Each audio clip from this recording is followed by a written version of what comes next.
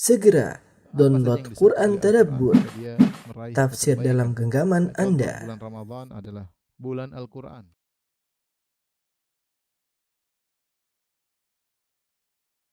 Bismillahirrahmanirrahim. Assalamualaikum warahmatullahi wabarakatuh. Alhamdulillahi ala ihsani wa syukru lahu ala taufiqihi wa amtinani wa asyhadu an la ilaha illallah wahdahu la syarika lahu ta'ziman li sya'ni wa asyhadu anna Muhammadan abduhu wa rasuluhu da'ila ridwani. Allahumma shalli alaihi wa ala alihi wa ashabihi wa ikhwani. Para jamaah Masjid Al-Ukhuwah BSD yang dirahmati oleh Allah Subhanahu wa taala, kita melanjutkan pelajaran kita dari kitab Al-Kabair karya Al-Imam Az-Zahabi Asy-Syafi'i rahimahullahu taala. Kita sampai pada dosa besar ke-31, yaitu adamu tanazzuh minal baul wa huwa syiarun nasara. Adalah tidak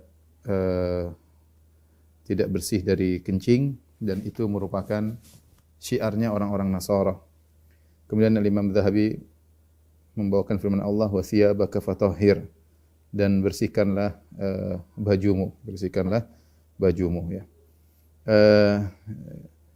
Di dalam hadis ini atau dalam pembahasan ini, Al-Imam Az-Zahabi menyebutkan 3 macam dosa berkaitan dengan kencing.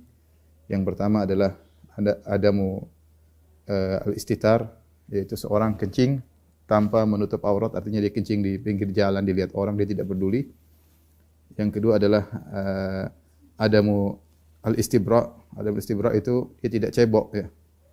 Dia kencing, dia tidak cebok, dan kebiasaan orang Nasara. Kemudian yang ketiga ada mutanazzuh. Ada mutanazzuh itu dia kencing, mungkin dia cebok tapi dia tidak hati-hati sehingga cipratannya balik mengenai bajunya. Ini 3 hal yang berkaitan dengan dosa berkaitan dengan masalah kencing.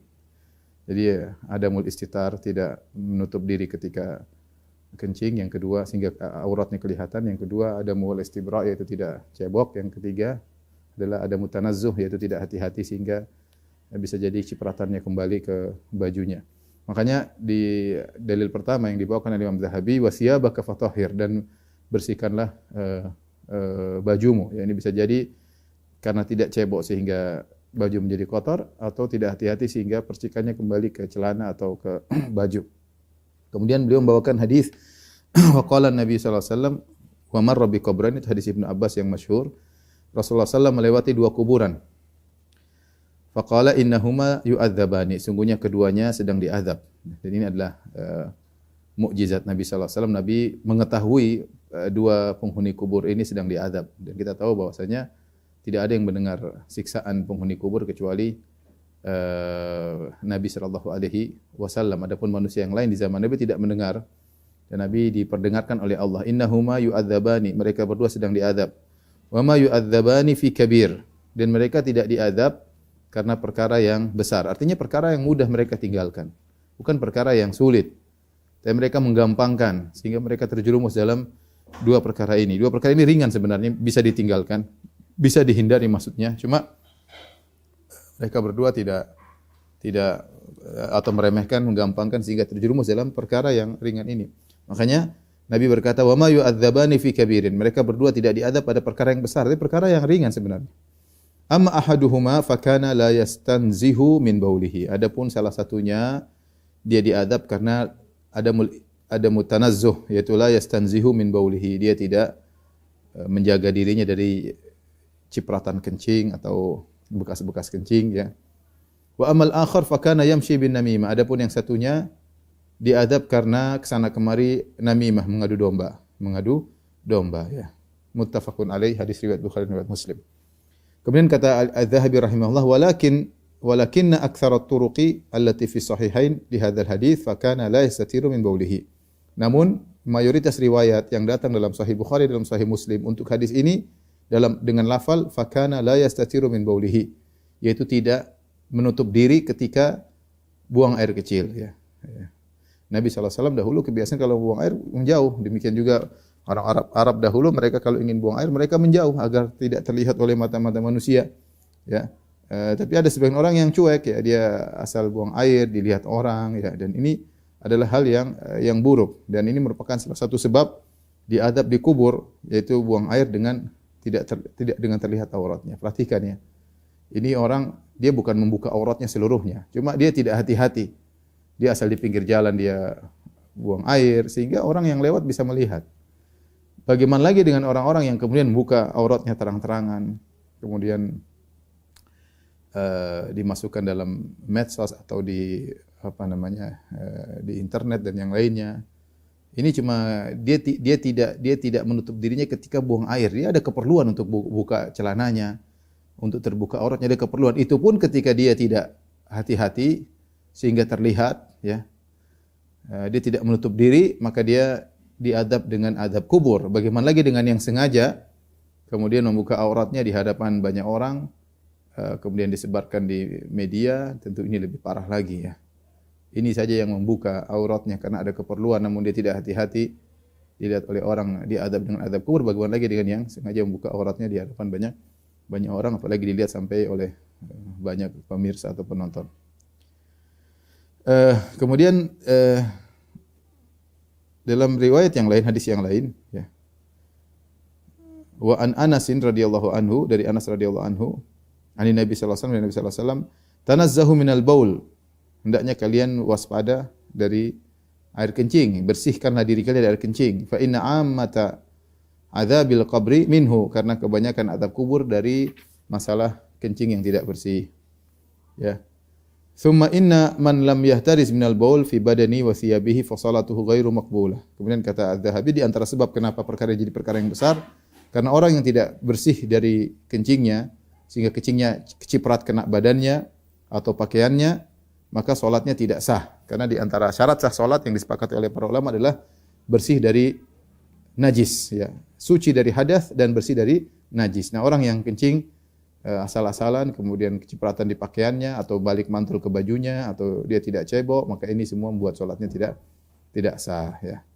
Dan tadi beliau mengatakan adalah kebiasaan syiarnya orang Nasara. Orang Nasara kalau buang air kecil tidak pernah cebok. Makanya saya pernah dengar cerita ada seorang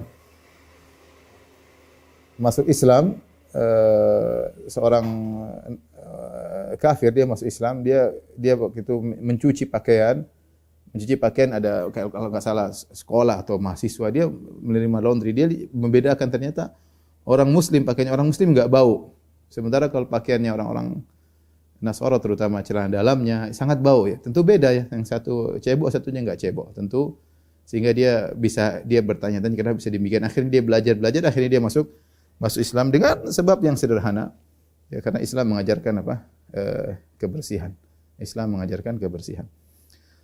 Tapi kita lanjut pada hadis dosa besar berikutnya, al-kabirah ats-tsaniyah wa tsalasun. Dosa besar ke-32, al-makkas. Al-makkas adalah penarik pajak.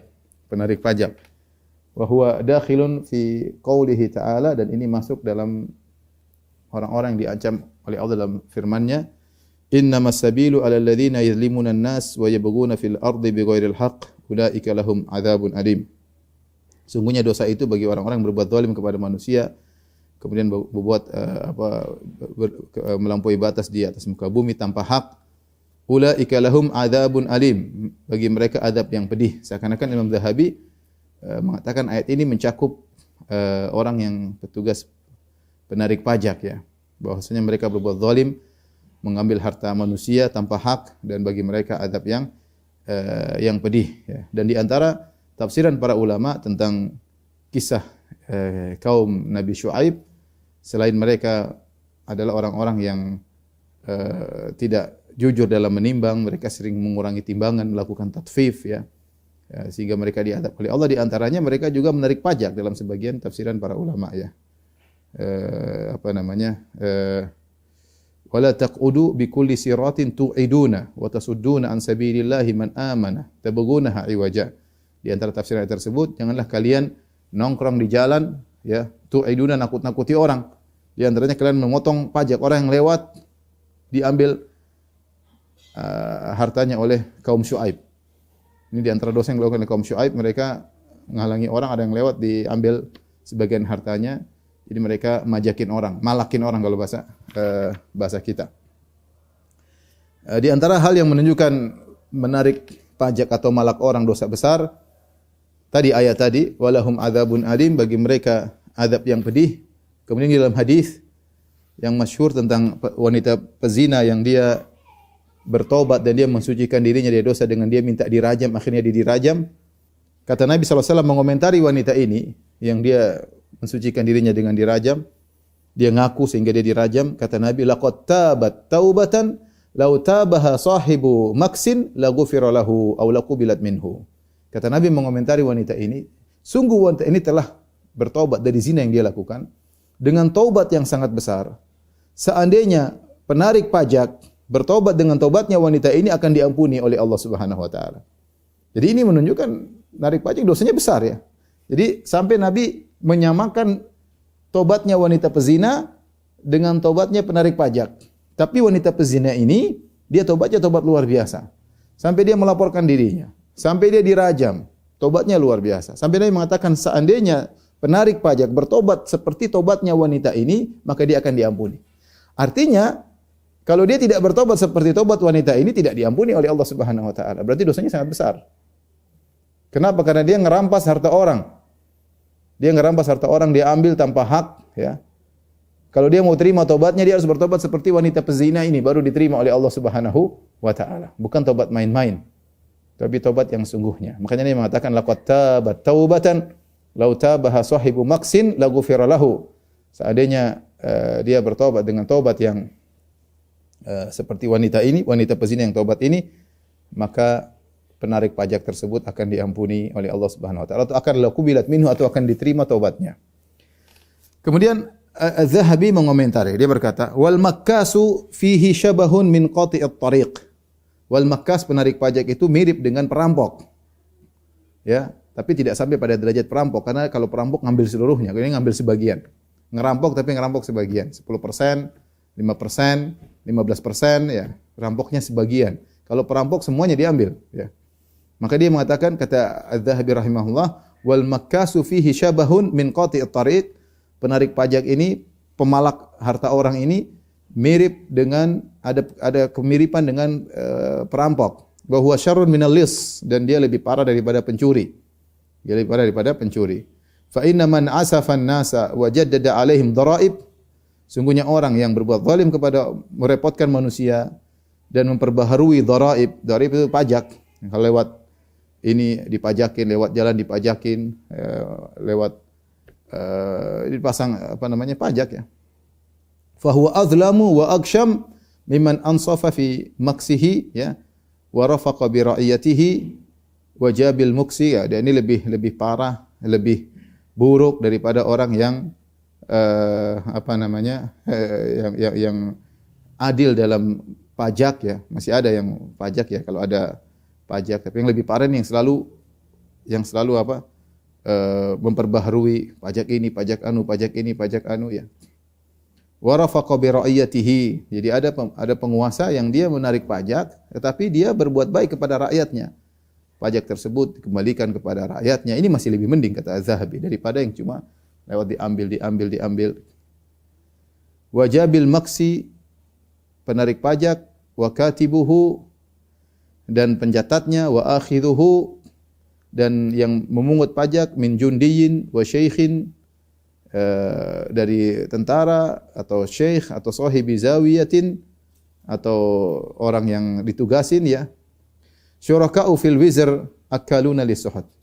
Kata dia hukumnya sama semua ya. Ini maksud dia rahimahullahu taala yang berurusan dengan pajak, baik pemungut pajaknya, baik tentara yang memaksa untuk pajaknya, baik mungkin kepala suku yang ambil pajaknya, semuanya petugas pajak yang mencatatnya, semuanya sama-sama bersyirikat, bersekutu dalam dosa. Akaluna lisuhat, yaitu makan harta yang haram.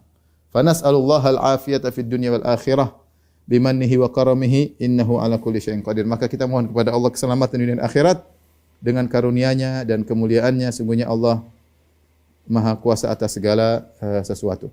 Ini di antara dosa besar yang sangat berbahaya adalah mengambil harta orang tanpa hak. Kita tahu bahwasanya di antara hal yang diharamkan oleh syariat adalah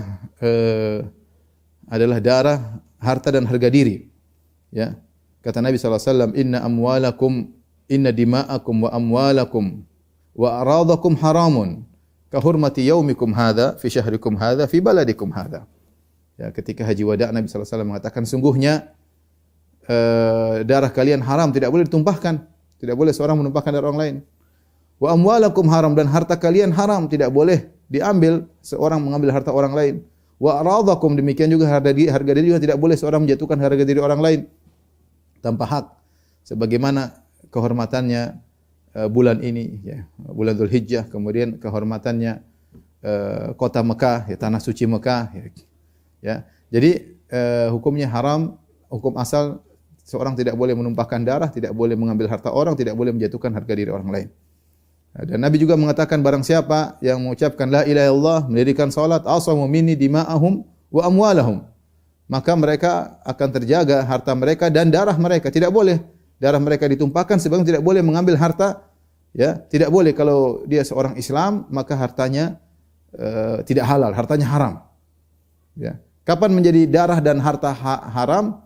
Ya, kalau misalnya dia kafir yang berperang, kafir muharib yang berperang dengan kita boleh tumpahkan darahnya, kita boleh ambil hartanya. Ya, tapi ini seorang muslim, darahnya haram, hartanya juga haram, tidak boleh, darahnya tidak boleh tumpahkan, hartanya tidak boleh diambil. Illa bihaqqiha, kecuali dengan haknya. Boleh seorang membunuh seorang muslim kalau ternyata dia berhak untuk dibunuh, misalnya dia bunuh orang, dia berhak dikisos. Ya, boleh. Atau dia berzina setelah menikah dengan nikah yang sah, boleh dirajam sampai meninggal dunia, boleh. Atau dia melakukan seperti dia melakukan liwat, kemudian kata Nabi sallallahu alaihi wasallam, "Man wajadtumuhu ya'malu amala qaumil luti faqtulu al-fa'il wal maf'ula bih." Siapa yang kalian dapati melakukan perbuatan homoseksual, maka bunuh yang mensodomi dan disodomi. Artinya ada hal-hal yang memang menjadikan seorang meskipun dia muslim dia berhak untuk dibunuh. Demikian juga harta. Harta boleh diambil kalau ada hak Islam. Contohnya apa? Contohnya zakat. Harta dia boleh diambil untuk bayar zakat. Atau misalnya dia punya utang sama orang sementara sudah tempo dan dia tidak bayar-bayar, akhirnya pemerintah ngambil tindakan, hartanya diambil dengan paksa untuk bayar utang misalnya. Hartanya ditahan oleh pemerintah, dia tidak boleh mengolah hartanya. Ini boleh, namanya dengan hak. Adapun kalau tanpa hak, ini hukumnya haram. Tanpa hukumnya haram. Ya, bahkan Nabi sallallahu alaihi wasallam mengatakan tentang Yaumil Ghamus, kata Nabi sallallahu alaihi wasallam, "Wala udan min arak." Ya. Jangan kau mengambil harta saudaramu, ya, dengan sumpah, itu mengantarkan engkau masuk neraka, meskipun hanya satu kayu siwak. Satu kayu siwak harganya berapa sih? 1 real, setengah real. Cuma 1.000, 2.000, ya. Kalau kau ambil itu dan itu hak saudaramu, akan mengantarkan engkau ke dalam neraka jahanam. Tidak boleh kita mengambil harta orang kecuali dengan tibi nafs, dengan apa namanya? dengan keridhaannya. Jangankan seorang muslim, ketika syariat berbicara tentang seorang kafir zimmi, tidak boleh kita ngambil harta kafir zimmi tanpa keridhaannya. Kata Nabi sallallahu alaihi wasallam, "Ala man dzalama mu'ahadan." Ya. Ketahuilah siapa yang menzalimi kafir mu'ahad, itu kafir yang punya hak untuk tidak boleh dibunuh, ya, punya perjanjian damai dengan kita, termasuk dalamnya kafir zimmi dan yang lainnya. Ala man dzalama mu'ahadan aw intaqasahu aw kallafahu fawqa taqatihi, atau merendahkannya atau membebaninya di luar kemampuan dia, mentang-mentang dia pegawai kita bebani di luar kemampuan dia. Au akhadha malahu bighairi tibi nafsihi, atau mengambil hartanya tanpa keridhaannya.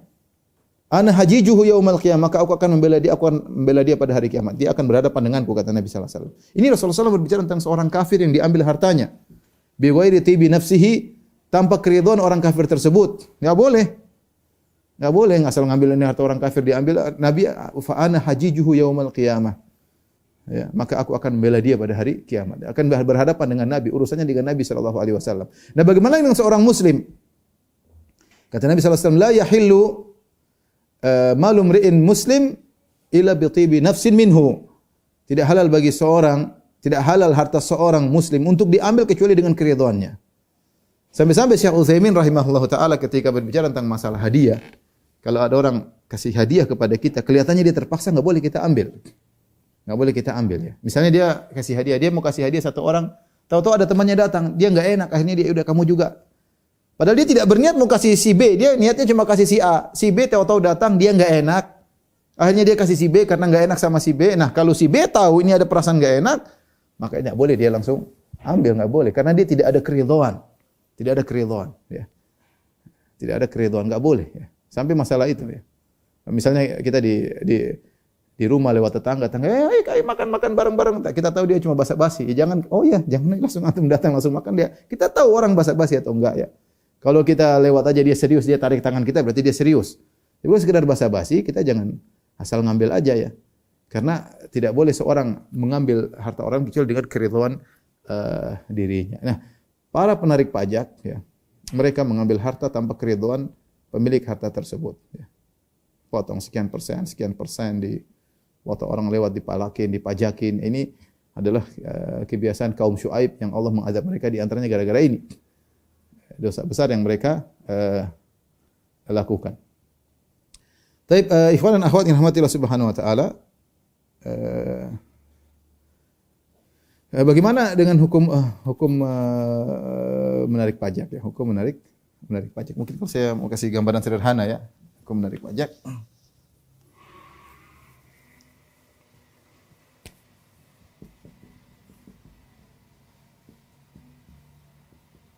Ya. Atau disebut dalam bahasa Arab bisa dhariba atau maks ya. Maka dua model ya. Yang pertama adalah yang tanpa timbal balik ya. Timbal balik sama sekali.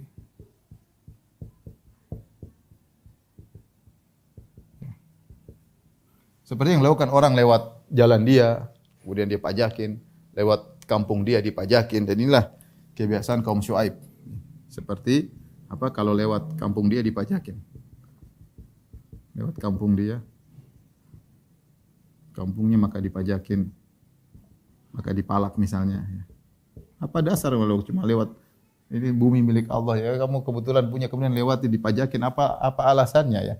Atau kemudian misalnya ya lewat pelabuhannya dipajakin ya.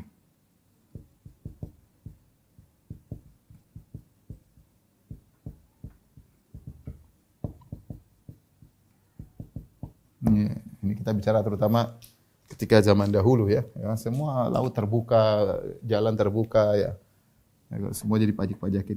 Ini kebiasaan kaum Syuaib.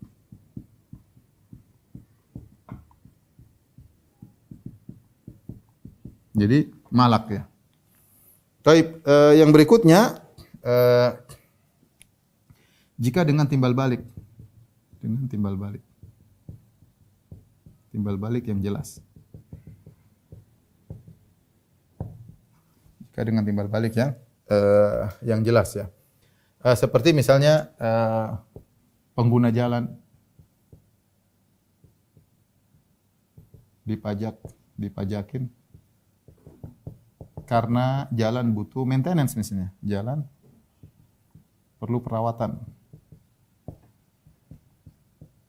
Maka ini artinya masih oke lah. Ada timbal balik jelas. Yang jelas dia mau pakai ya bayar seperti itu. Seperti pengguna fasilitas di pasar ya. Pengguna fasilitas di pasar misalnya dibuat oleh penguasa ya. Dipajakin. Oke, ini sesuai dengan ya sama dia sewa tempat di pasar fasilitas tersebut jadi dipajakin, ini enggak jadi masalah ya.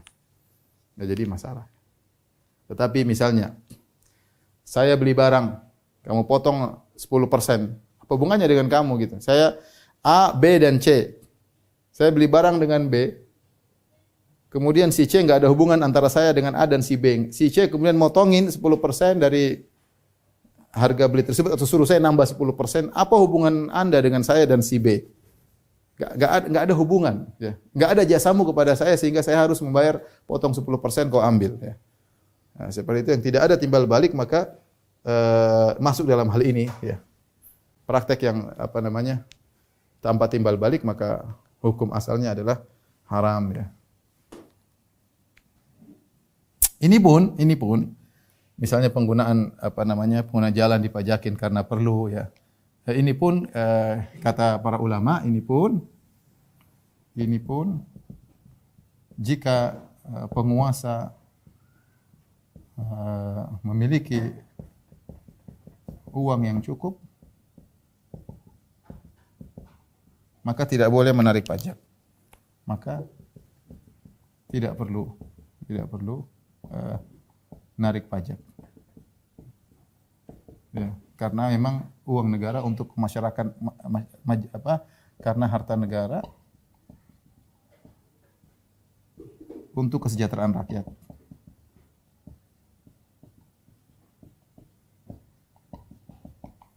Ya, ini pun kata para ulama, kalau memang penguasa tidak punya harta, ya itu baru mungkin dia perlu melakukan seperti ini. Yang penting ada timbal balik, gunakan jalan silakan bayar, gunakan fasilitas silakan bayar, gunakan bandara silakan bayar, gunakan misalnya pelabuhan bayar ya, karena ini semua butuh perawatan dan yang lain, dan penguasa lagi tidak punya tidak punya uang ya. Kalau dia punya uang maka tidak boleh. Tidak boleh ya, karena hukum asalnya memang uang negara lah untuk kesejahteraan kesejahteraan rakyat ya. Ya. Taib, adapun termasuk yang tanpa timbal balik,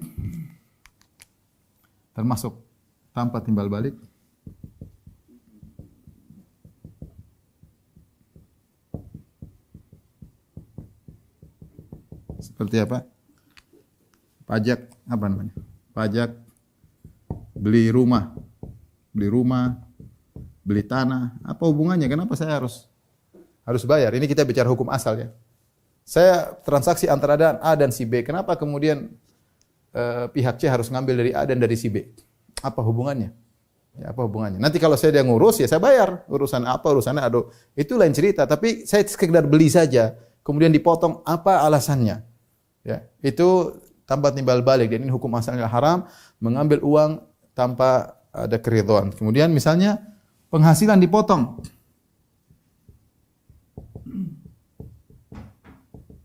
Dipotong ya, dari berapa persen ya, tergantung berapa penghasilan. Ada yang sampai dari 10% sampai ada yang 30%, tergantung ya. Mungkin dia kerja di beberapa perusahaan. Semakin dia banyak kerja perusahaan maka semakin besar pemotongan. Ini kita bicara umum saja ya. Artinya saya punya penghasilan, yang kerja keringat saya yang kerja setengah mati, kok kamu ngambil aja begitu aja? Ini jelas tidak ada timbal balik. Apa timbal baliknya? Oh, kalau saya mau ke sana saya bayar, mau ke sini saya bayar, itu timbal baliknya ada. Ya, tetapi tiba-tiba saya punya duit sekian, saya yang kerja dan semua ada, kalau perlu saya bayar, tiba-tiba saya dipotong 10%, 20%, 30%, itu haram hukumnya. Ya. Orang yang diambil sakit hati. Ya. Nggak boleh ya. Ini apa? Tanpa timbal balik. Tanpa timbal balik. Maka hukum asalnya adalah hukumnya haram ya. Hukum asalnya adalah haram ya. Intinya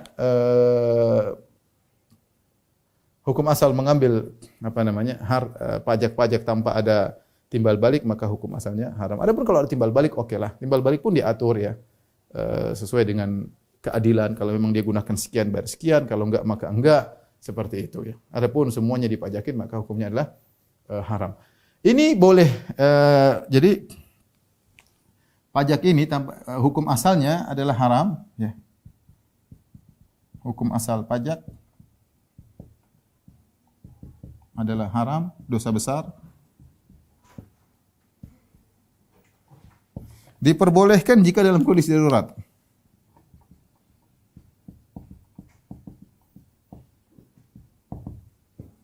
Dalam kondisi darurat.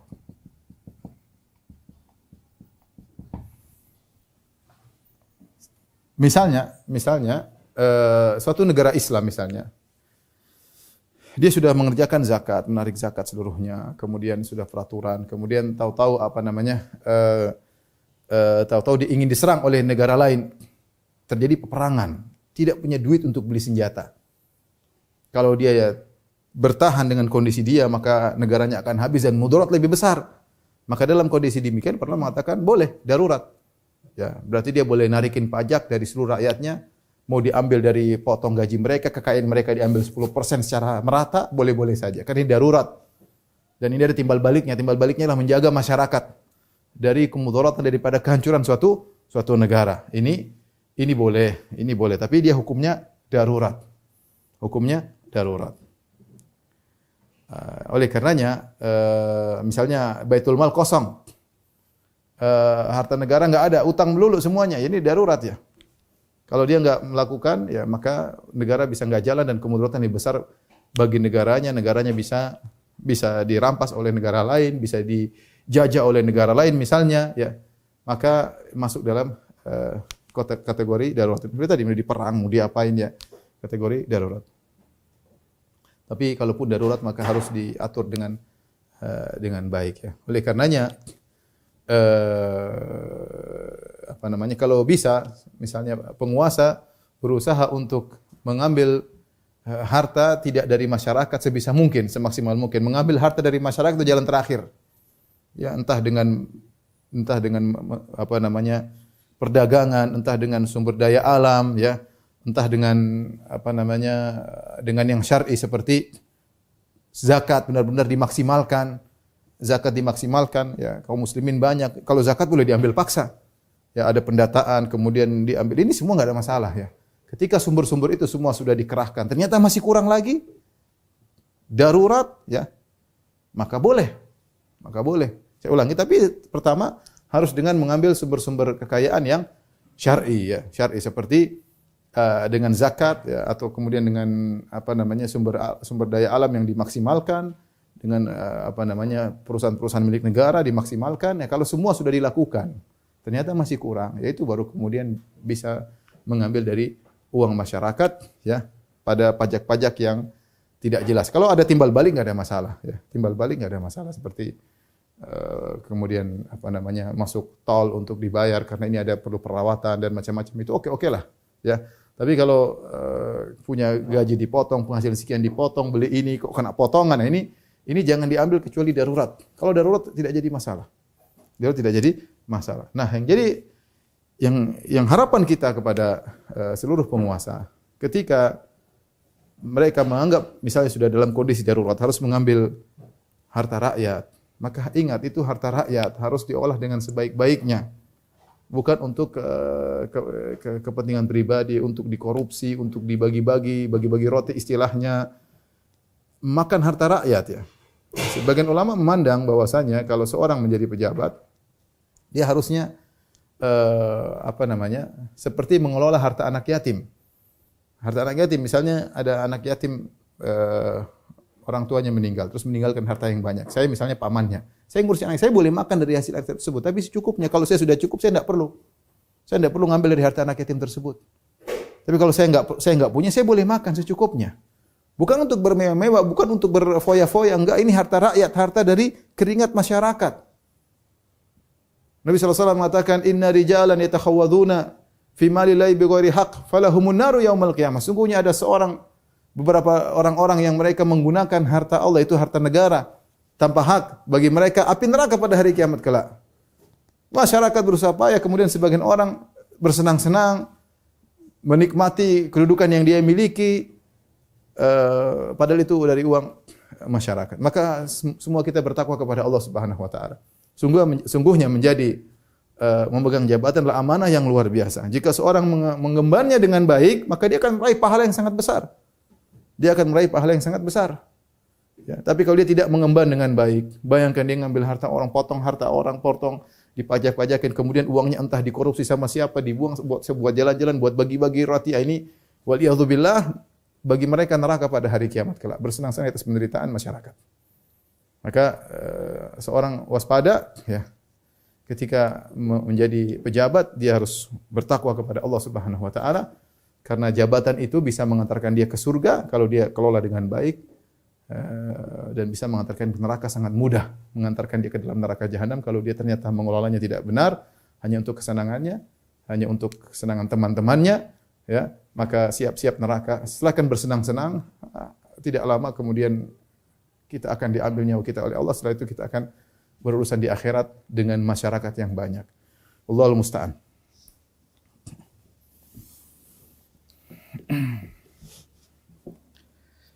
Taib, berikutnya al-kabirah ats-tsalitsah was-tsalasun. Dosa besar ke-33. Ar-riya wa huwa minan nifaq. Ar-riya yaitu menampakkan amal saleh untuk dilihat oleh orang lain. Wa huwa minan nifaq, ini ciri-ciri orang munafik. Ciri-ciri orang munafik. Riya dari ra'a yura'i. Asalnya ru'yah, ra'a jadi ra'a wazan fa'ala yufailu ya. Dari ro'a, fa'ala, kemudian ro'a, fa'ala, yufa'ilu, kemudian mufa'ala atau fi'al, ya. Ro'a, yura'i, riya'an, mura'at, sama. Memperlihatkan. Kata Al-Imam Dzahabi rahimahullah taala, riya wa huwa minan nifaq. Dosa besar adalah riya dan termasuk di kemunafikan. Qala Allah taala, Allah Subhanahu wa taala berfirman, yura'una an-nasa wa la yadhkurunallaha illa qalila. Mereka riya kepada manusia dan mereka tidak mengingat Allah kecuali hanya sedikit. Jadi mereka ketika beramal soleh karena dilihat oleh orang banyak maka mereka semangat, ya. Namun mereka tidak ingat Allah kecuali hanya sedikit. Allah juga berfirman, kalladzi yunfiqu malahu ria'an nas. Seperti orang menginfakkan hartanya karena riya kepada manusia. Ini ciri-ciri orang munafik. Orang yang tidak munafik di antara ciri-cirinya adalah kalau dia bersendirian ibadahnya semangat. Ibadahnya semangat. Dia salat malam meskipun tidak ada yang tahu. Dia di sendirian di kamar dia baca Al-Qur'an. Dia berzikir kepada Allah Subhanahu wa taala, dia bersedekah, dia sembunyikan amalannya. Tidak ada yang lihat. Ini berarti insyaallah tidak ada kemunafikan dalam hatinya. Tapi kalau dia hanya semangat ketika dilihat orang, ini tanda-tanda kemunafikan. Apalagi dia pamer amal dia share ke sana kemari agar orang semua tahu, dia ceritakan, sum'ah, dia bicarakan, dia ceritakan, dia puji dirinya. Kalau ada orang muji dia senang. Maka dia bahkan posting pujian orang terhadap dirinya, dia bangga, pamer pujian orang kepada dia. Intinya dia ingin orang tahu agar orang lain menghormati dia dengan menampakkan amal solehnya, pencitraan dan yang lainnya. Wa qala Nabi sallallahu alaihi wasallam, Rasulullah SAW bersabda, awwalun nasi yuqda alaihi yaumal qiyamah. Sungguhnya orang yang pertama akan dihukum pada hari kiamat kelak adalah rajulun ustushhid, seorang yang mati syahid. Fa utiya bihi, kemudian dihadirkan orang yang mati syahid ini. Fa arrafahu Allahu ni'amatahu, maka Allah ingatkan dia tentang nikmat-nikmat yang Allah berikan kepada dia. Mujahid, dia diberikan kekuatan, kehebatan menggunakan senjata, bermain pedang, keberanian. Fa arafaha, ketika diingatkan tentang nikmat-nikmat tersebut, dia ingat nikmat-nikmat itu semua. Ma amilta fiha, Allah bertanya, apa yang kau lakukan dengan nikmat-nikmat tersebut? Karena setiap nikmat itu ada tanggung jawabnya. Tsumma la tus'aluna yawma idzin 'anil na'im. Sesungguhnya kalian akan benar-benar ditanya tentang nikmat yang kalian dapatkan, ya. Seorang mujahid yang badannya kuat, pandai menggunakan senjata, keberanian, itu semua nikmat. Berani itu nikmat. Badan kuat nikmat, jago main senjata nikmat, lihai berperang nikmat. Ini semua nikmat, tapi ada tanggung jawabnya. Apa yang kau lakukan dengan nikmat-nikmat tersebut? Qala qataltu fika hatta tushhid. Aku berperang karena engkau ya Allah sampai aku mati syahid. Qala kadzabta. Kata Allah, kau dusta. Walakinnaka qatalta liyuqal jari. Tetapi kau berperang supaya engkau dikatakan seorang pemberani. Faqad qil, dan telah dikatakan. Perhatikan di sini, niat dia supaya berperang supaya dikatakan pemberani, dikatakan jagoan, dikatakan pahlawan, dia dapatkan. Dia tersohor sebagai seorang jagoan, seorang pemberani. Ketika niatnya adalah untuk mendapatkan sanjungan, dia dapatkan. Tapi apakah ketika dia disanjung menunjukkan bahwasanya dia diridhoi oleh Allah? Jawabannya tidak. Maka saya ingatkan, kita tidak boleh terpedaya dengan sanjungan orang. Tidak boleh terpedaya dengan banyaknya followers. Tidak boleh terpedaya dengan banyaknya viewers. Tidak boleh terpedaya dengan pujian orang. Lihat ini, yang mati syahid ini dipuji, diakui. Faqad qil, dan telah dikatakan. Semua orang menyanjung dia, mengakui kehebatan dia. Ya, ternyata belum tentu dia ikhlas. Dia dapatkan keinginan ketenaran tersebut, dia dapatkan. Makanya ketika Hatim At-Tai bertanya kepada Nabi tentang ayahnya, Adi bin Hatim, dia bertanya tentang ayahnya Hatim At-Tai. Hatim At-Tai seorang yang sangat yudrabu bihil mathal fil karam. Seorang Arab yang terkenal sangat dermawan, bahkan kalau orang mencontohkan tentang kedermawanan mereka akan menyebutkan Hatim At-Tai. Anaknya masuk Islam. Maka dia bertanya, ya Rasulullah, bagaimana ayah saya dahulu? Dia sangat dermawan, menjamu tamu, membantu orang miskin, beri makan kepada fakir miskin, dan macam-macam. Kata Nabi SAW, kana abuka yuridu amron fa asabahu. Ayahmu dahulu ketika melakukan itu semua, dia ingin sesuatu dan dia mendapatkannya. Rasulullah mengatakan fa asabahu, dia dapatkan. Apa yang dia inginkan? Ternyata arada dzikr. Dia ingin dikenang, ingin disebut-sebut oleh masyarakat, dan dia dapatkan. Benar, dia terkenal. Hatim At-Tai ini terkenal. Orang kalau sudah bicara kedermawan pasti nyebutin Hatim At-Tai, seorang yang sangat dermawan. Taib, ketika dia disanjung manusia, ketenaran, popularitas yang dia dapatkan tersebut, orang muji dia, apakah berarti dia pasti ikhlas? Jawabannya tidak. Antum disanjung oleh banyak orang, bukan berarti antum dicintai oleh Allah, belum tentu. Belum tentu niat antum lurus, belum tentu. Jangan terpedaya. Apalagi kalau antum memang mencari popularitas tersebut. Apa kata Allah? Kadzabta, kau dusta. Walakin liyuqal annaka jari. Tapi kau melakukan itu semua supaya kau dikatakan memberani, faqad qil, dan telah dikatakan. Tsumma umira bihi fasuhiba ala wajhihi hatta ulqiya finnar. Kemudian diperintahkan malaikat menggeret wajahnya, lemparkan dalam api neraka jahanam. Ini yang pertama. Mujahid masuk neraka. Yang kedua ustaz. Wa rajulun ta'allamal ilma wa 'allamahu. Seorang belajar ilmu agama, wa 'allamahu, dan dia mengajarkannya. Wa qara'al Qur'an, dan dia membaca Al-Qur'an, ngajarin orang Al-Qur'an. Qari, ahli tajwid, ahli qiraah, ahli hadis, ya, pakar bidang akidah, ya. Pakar fikih terkenal. Fa utiya bihi, maka dihadirkanlah ustaz ini pada hari kiamat kelak. Fa arrafahu Allahu ni'amahu, maka Allah ingatkan tentang nikmat-nikmat yang Allah berikan kepada dia. Kecerdasan, kekuatan hafalan, ya. Pandai berorasi, ya. Macam-macam, ya. Sabar dalam menuntut ilmu, ya. Sabar dalam menerangkan, banyak hal. Ustaz punya kelebihan banyak, ya. Fa arafaha, dia ingat akan nikmat-nikmat itu semua. Qala fama amilta fiha, Allah bertanya, apa yang kau lakukan dengan nikmat-nikmat yang aku berikan kepadamu? Qala ta'allamtul ilma wa 'allamtuhu. Ya Allah, aku belajar ilmu dan aku mengajarkannya, ilmu agama dan mengajarkannya. Wa qara'tu fikal Qur'an, dan aku membaca Al-Qur'an karena Engkau ya Allah. Kata Allah, kadzabta, kau dusta. Walakin ta'allamta liyuqal alim. Tapi kau dusta, kau itu belajar ilmu agama supaya dikatakan orang alim. Supaya dikatakan orang alim. Wa qara'tal Qur'an liyuqal qari. Dan kau ngajarin Al-Quran supaya kau dikatakan qari, ahli baca Quran. Faqad qil, dan telah dikatakan. Tujuanmu dikenal sebagai orang alim, tujuanmu dikenal sebagai qari, ahli baca Quran, dikabulkan. Faqad qil, dan telah dikatakan tentang dirimu. Tsumma umira bihi, kemudian diperintahkan orang ini, fasuhiba ala wajhihi, kemudian digeret atas wajahnya, hatta ulqiya finnar, sambil lempar ke dalam neraka jahanam. Dihina, digeret bukan di badannya, bukan digeret di pantatnya, digeret di wajahnya. Wajahnya yang tergeret di tanah, kemudian dilemparkan di neraka jahanam. Yang ketiga yang masuk neraka adalah dermawan. Wa rajulun wassa'allahu alaihi wa atahu min asnafil mal. Seorang yang Allah lapangkan hartanya baginya. Allah berikan kepada dia berbagai macam model harta. Emas, perak ada, ya. Kalau zaman sekarang mungkin sawah ladang, kebun, rumah mewah, properti, ya. Mobil mewah, ya, banyak, ya. Ya, mungkin punya villa di sana sini. Pokoknya kata Allah, kata Nabi, wa atahu min asnafil mal. Allah berikan kepada dia berbagai macam model harta. Fa utiya bihi, maka dia dihadirkan pada hari kiamat kelak. Fa arrafahu ni'amahu, maka Allah ingatkan tentang nikmat-nikmat yang Allah berikan kepadanya. Fa arafa, dia pun ingat. Qala ma amilta fiha, apa yang kau lakukan dengan nikmat-nikmat tersebut? Kata dia, ma taraktu min sabilin tuhibbu an yunfaqa fihi illa anfaqtu fihi lak. Ya Allah, tidak ada satu jalan kebaikan pun yang kau ingin, kau suka diinfakkan di situ, aku kecuali aku infak di situ. Ada jalan kebaikan apapun yang kau suka aku berinfak di situ, aku infakkan di situ. Buat anak yatim saya infakkan, buat janda-janda kesusahan saya infak, ya, buat orang kena bencana saya infak, buat pondok, buat masjid, buat dakwah, ya, semua saya infak ya Allah, semuanya saya infak. Semuanya karena Engkau ya Allah. Dia bilang demikian. Kata Allah, apa hari kiamat mau nipu Allah? Enggak mungkin. Wa huwa alimun bidzatis sudur, Allah tahu tentang isi hati manusia. Kita punya riya tersembunyi di balik dalam relung hati pun Allah tahu. Kalau kita ikhlas pun enggak ada yang tahu. Allah pun tahu kita ikhlas, enggak perlu kita bilang saya ikhlas. Allah tahu. Dan enggak perlu kita bilang kita ikhlas sementara kita riya, Allah pun tahu kita riya. Allah tahu isi hati yang paling dalam. Kata Allah, kadzabta, kau dusta. Walakinnaka fa'alta liyuqal huwa jawad. Tapi kau melakukan itu semua supaya kau dikatakan dermawan. Faqad qil, dan telah dikatakan, terkenal. Seperti Hatim At-Tai. Kana abuka arada amran fa asabahu. Kata Nabi, ayahmu dulu ketika dermawan dia ingin dikenang, ingin disebut-sebut, dan dia mendapatkannya. Dia mendapatkannya.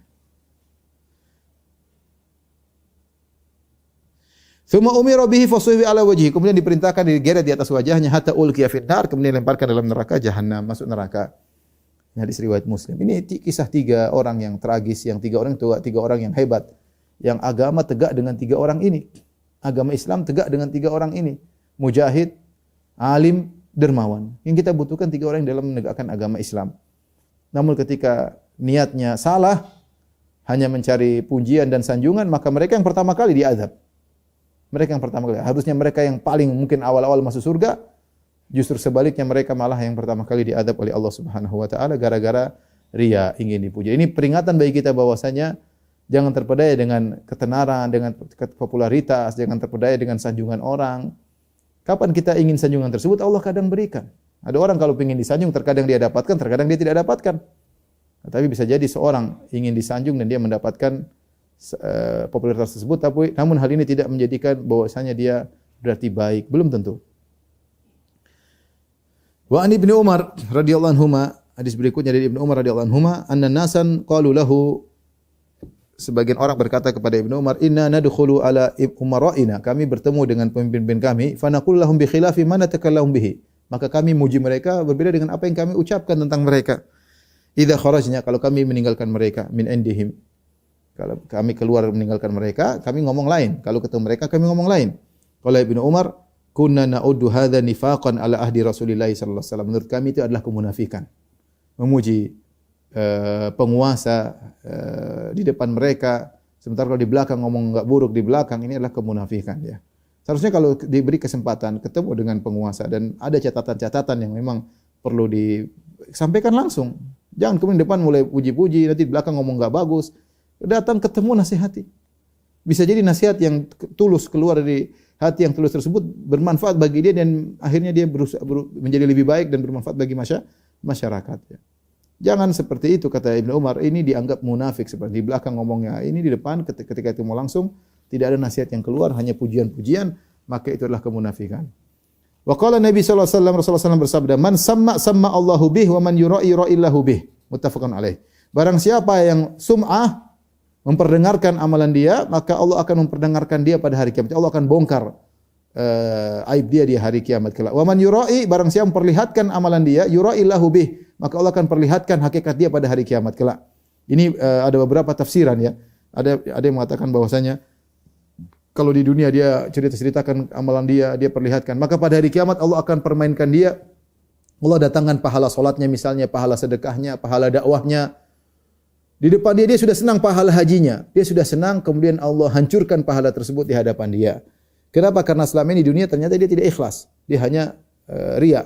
Pahalanya diperlihatkan, dia menyangka dia akan dapat pahala tersebut, ternyata dihancurkan amalan tersebut, pahala tersebut. Kenapa?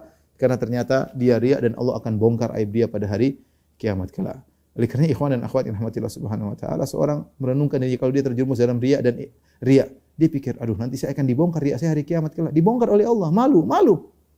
Orang melihat kita seakan-akan kita tulus, seakan-akan kita ikhlas, ternyata kita dalam hati ada udang di balik batu ya. Ya, ingin disanjung, ingin dihormati, cerita tentang kelebihan kita, cerita tentang perjalanan hidup kita supaya kita disanjung. Allah Maha tahu. Dan sebenarnya kita pun tahu, kita punya sinyal dalam hati. Cuma kita mau lanjutkan atau tidak? Karena pujian itu lezat. Pujian itu kelezatan. Disanjung orang itu kelezatan. Betapa banyak orang ingin mengeluarkan uang yang banyak supaya bisa disanjung, supaya bisa dihormati. Ini tidak peduli mau berapapun yang dikeluarkan, ya. Oleh karenanya tatkala seorang sudah terjebak dengan kelezatan sanjungan, kelezatan banyaknya pengikut, kelezatan banyaknya orang yang memuliakan dia terjebak ya. Dia terjebak, dia ingin disanjung ya. Ingat, ini semua akan dibongkar oleh Allah pada hari kiamat kelak. Niat untuk disanjung, dihormati akan dibongkar oleh Allah pada hari kiamat kelak. Maka seorang waspada selama dia bisa menyembunyikan amalnya itu yang terbaik ya.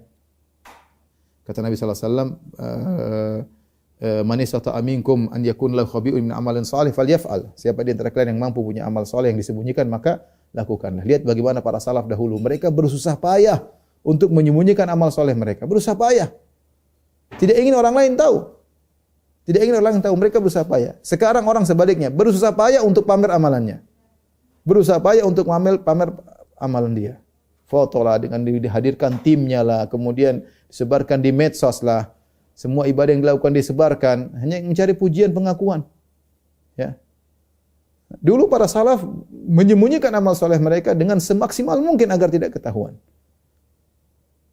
Sebagian kita di zaman sekarang justru berusaha payah untuk memamerkan amal kita. Hati-hati. Ustaz, saya ikhlas kok waktu saya pamer, ya Allah yang lebih tahu ya. Hati-hati. Ya. Kalau ternyata di balik hati kita, meskipun kita sembunyikan, ada ingin disanjung, ingin dipuji, ketika kita memamerkan amal kita, maka itu akan Allah bongkar pada hari kiamat kelak. Allah akan bongkar pada hari kiamat kelak. Man samma samma Allahu bih wa man yura'i yura'illahu bih. Barang siapa memperdengarkan, Allah akan perdengarkan aibnya. Barang siapa memperlihatkan, Allah akan perlihatkan aibnya. Niat buruknya tersebut akan dibongkar. Ternyata selama ini dia riya. Allah akan bongkar bukan di dunia ini tapi di hari kiamat kelak. Waliyadzubillah. Wa an Mu'adz radhiyallahu anhu, dari Mu'adz radhiyallahu anhu an Nabi sallallahu alaihi wasallam qala, dari Nabi sallallahu alaihi wasallam beliau bersabda, al yasiru minar riya syirkun. Sedikit riya saja adalah kesyirikan. Sedikit riya saja adalah kesyirikan, tapi hadis ini adalah hadis yang didhaifkan oleh sebagian ulama. Yang jelas riya adalah syirik kecil, riya adalah syirik kecil dan itu adalah kebiasaan orang-orang munafik ya, kebiasaan orang-orang munafik. Wallahu a'lam bishawab. Demikian saja para ikhwan dan akhwat majelis taklim Masjid Ukhuwah BSI yang dirahmati Allah subhanahu wa taala. Insyaallah kita lanjutkan pada kesempatan yang lain. Kurang lebihnya saya mohon maaf. Wabillahi taufiq wal hidayah. Assalamualaikum warahmatullahi wabarakatuh.